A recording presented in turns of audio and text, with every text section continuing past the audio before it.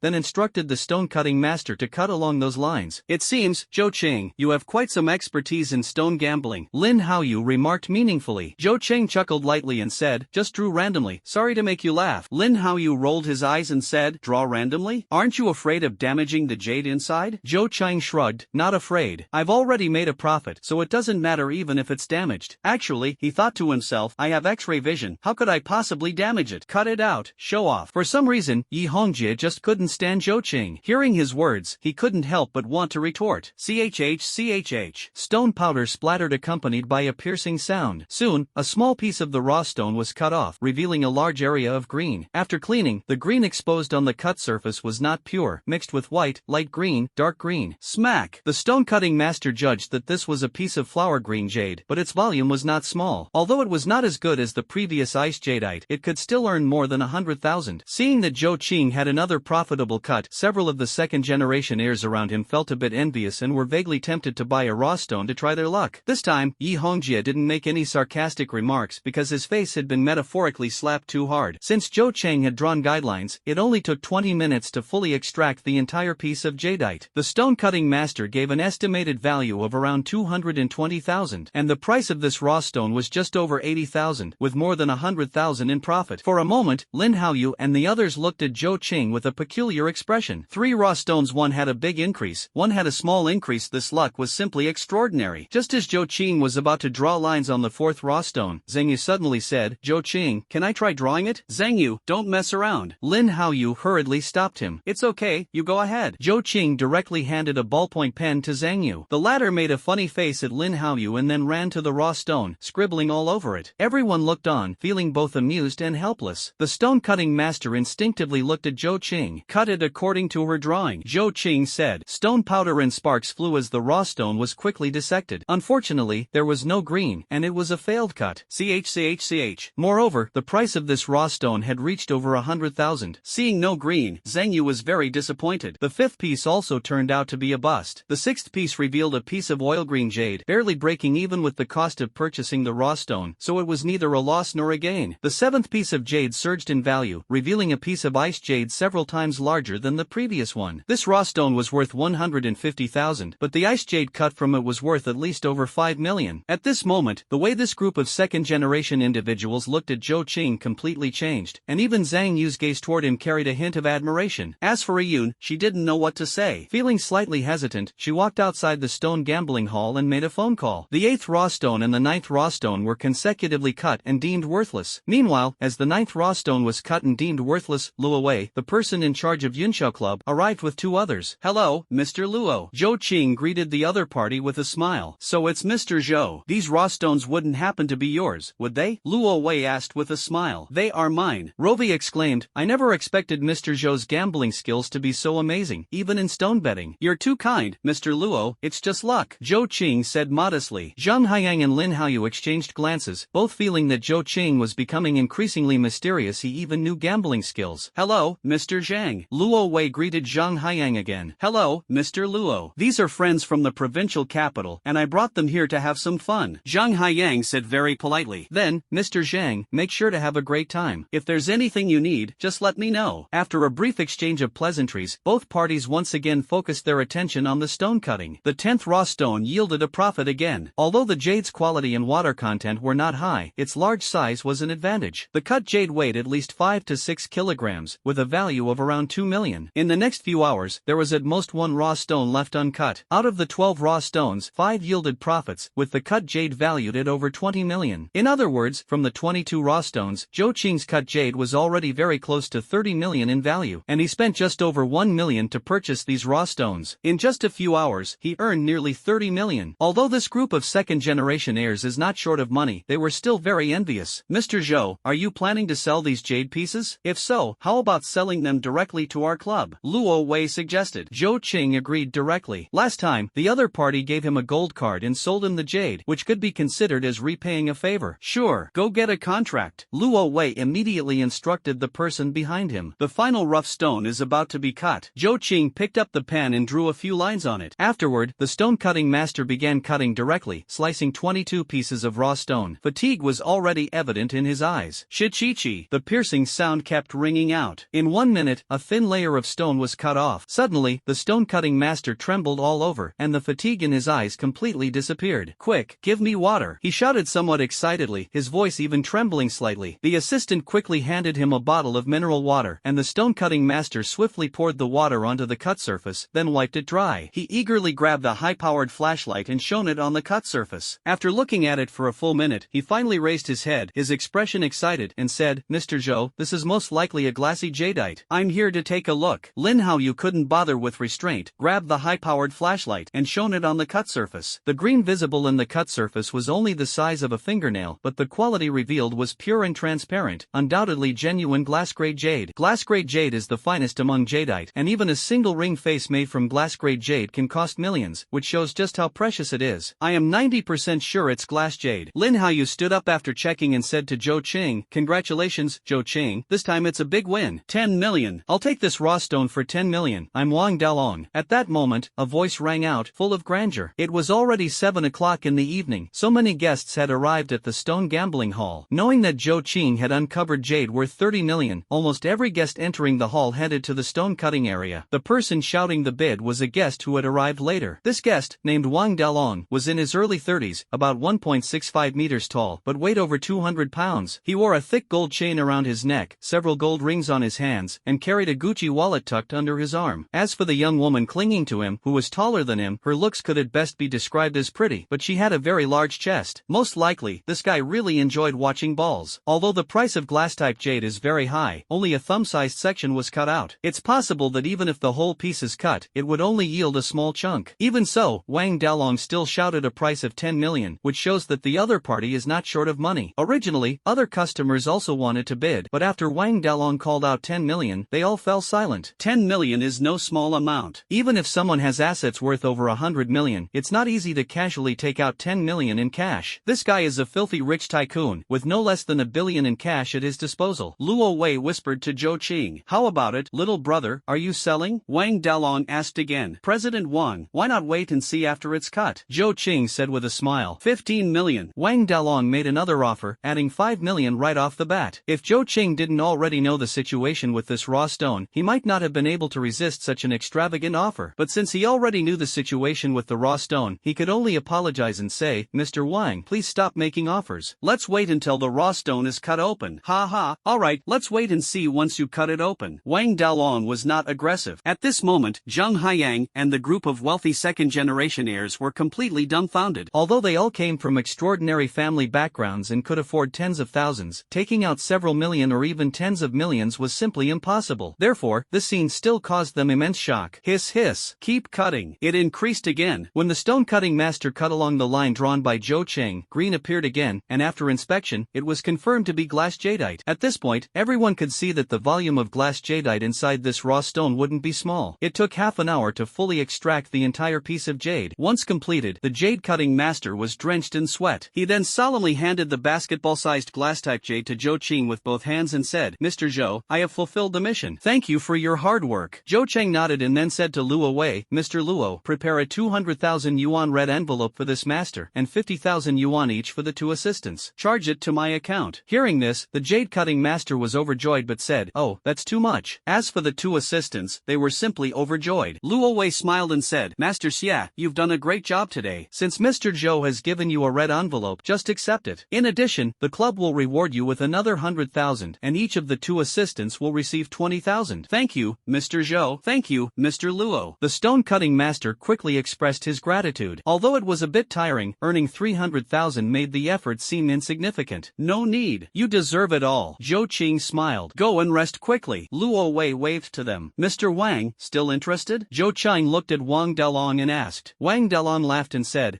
my old man is turning 60 soon, and I had no idea what to give him. Now I'll use this to carve a jade Buddha for him. He'll definitely be happy. Little brother, how about a flat price of 80 million? Hearing Wang Dalong's offer, the people around secretly took a deep breath. Nima is so rich. Zhou Cheng readily agreed. Although this piece of glass-type jadeite was quite valuable, its high price made it difficult to sell. Therefore, the 80 million offered by Wang Dalong was definitely not low. Okay. Of course, if a few more years passed, the price of this jadeite would directly double. But Zhou Cheng was in desperate need of money and had no way to hoard this piece of jadeite and sell it a few years later. At the same time, he was confident that in a few years, he would absolutely not care about 1 or 200 million. The Cloud Club has ready-made contracts. After signing the contract, Wang Dalong made a direct phone call, and 80 million was transferred to Zhou Cheng's account. Zhou Cheng then handed over the glass jade to the other party. Little brother, how about having a few drinks together? Wang Dalong extended the invitation. Thank you for your kind offer, Mr. Wang, but I have something to do tonight. Zhou Cheng politely declined. It was already close to 8 o'clock, and he still had to perform at CD bar. Alright then, maybe next time. Wang Dalong waved it off nonchalantly, and the two exchanged phone numbers. Speaking of Wang Dalong, his attire did seem a bit tacky, but his personality was quite decent, making him worth befriending. Zhou Cheng, I have a raw stone I'm unsure about. Can you help me take a look? Just as Zhou Cheng was about to leave, Lin Haoyu approached him and said, Is it the raw stone priced at 600,000? Zhou Cheng asked. That's right. Lin Haoyu nodded. If you trust me, then don't buy it. Zhou Cheng said, then thought for a moment and added, the raw stone next to it for 160,000 is pretty good. Alright, I have things to do, so I'll be leaving now. Watching Zhou Cheng leave, Lin Haoyu returned to the stone gambling hall. How was it? He didn't agree? Ji Jun asked. Cut, what's the big deal? Isn't it just a few pieces of worthless jade? Yi Hongjie finally found an opportunity and immediately sneered. Worthless jade? Why don't you try cutting out a piece of jade worth 80 million? Zheng Yu rolled his eyes and said. Lin Haoyu, however, revealed a slight smile. He suggested we buy that piece next to it for 16,000. No, that one next to it? Lu Zihao was stunned for a moment. The green jade quality at the opening of the $16,000 raw stone next to it was very mediocre. Yes, that's the one. Lin Haoyu nodded. Then, are we buying it or not? Ji Jun said. Let's buy it. Let's trust him this time. Lin Haoyu was also a decisive person. He immediately called over the staff to purchase the raw stone and then had it moved directly to the stone cutting area to be opened. A total of 2 pieces of jade were cut from this raw stone. Finally, the smaller piece of jade came from the opening area, only about the size of a fist, and its value wouldn't exceed 30,000. However, the larger piece of jade reached the ice grade level, significantly bigger than the first ice grade piece Zhou Cheng cut, and could sell for at least over 2 million. At this point, the group of second-generation heirs was completely convinced by Zhou Cheng. You have to admit it, just a casual remark from him made you earn 2 million. Even Yi Hongjie, who usually disliked Zhou Cheng, completely shut his mouth. Lin Haoyu patted Zhang Haiyang on the shoulder and said, Haiyang, you should interact more with Zhou Cheng in the future. This Zhou Cheng is is even more mysterious than we imagined. He clearly remembered Luo Wei once saying that Zhou Qing also possessed extraordinary gambling skills. Thanks for the reminder, Brother Lin. I'll keep that in mind. Zhang Haiyang nodded. Actually, even if Lin Haoyu hadn't reminded him, he had already planned to make friends with Zhou Qing. Although he earned over 10 million at Yunxiao Club, Zhou Qing didn't let it go to his head and still came to CD Bar to perform as a resident singer. 10 o'clock. Zhou Qing took the stage. A song, Rock Together, got the bar's guests swaying along. Because he was happy today, after 3 old songs, he decided to sing a new one. Zhou Cheng spoke into the microphone. Next, a song called Those Flowers for Everyone. It's a new song. That's great. Finally singing a new song again.